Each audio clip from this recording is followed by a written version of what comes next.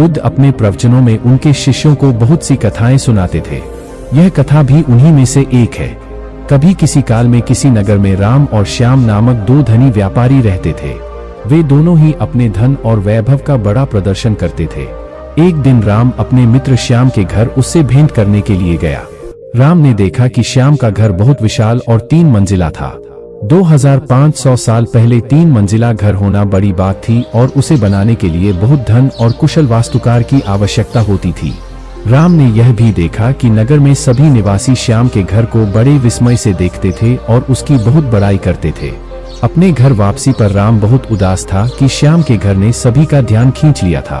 उसने उसी वास्तुकार को बुलवाया जिसने श्याम का घर बनाया था। उसने वास्तुकार से श्याम के घर जैसा ही 3 मंजिला घर बनाने को कहा। वास्तुकार ने इस काम के लिए हामी भर दी और काम शुरू हो गया। कुछ दिनों बाद राम काम का मुआयना करने के लिए निर्माण स्थल पर गया।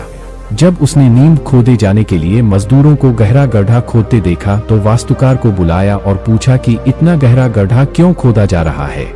मैं आपके बताए अनुसार 3 मंजिला घर बनाने के लिए काम कर रहा हूँ।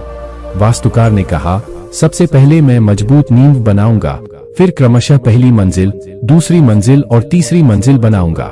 मुझे इस सब से कोई मतलब नहीं है।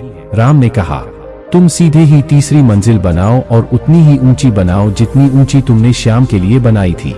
नींव की और बाकी मंजिलों की परवाह मत करो। ऐसा तो नहीं हो सकता। वास्तुकार ने कहा, ठीक है, यदि तुम यह नहीं करोगे तो मैं किसी और से करवा लूंगा।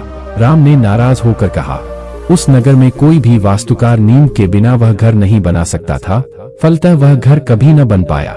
अतः किसी भी बड़े कार्य को संपन्न करने के लिए उसकी नींव सबसे मजबूत बनानी चाहिए एवं काम को योजनाबद्ध तरीके से किया जाना चाहिए।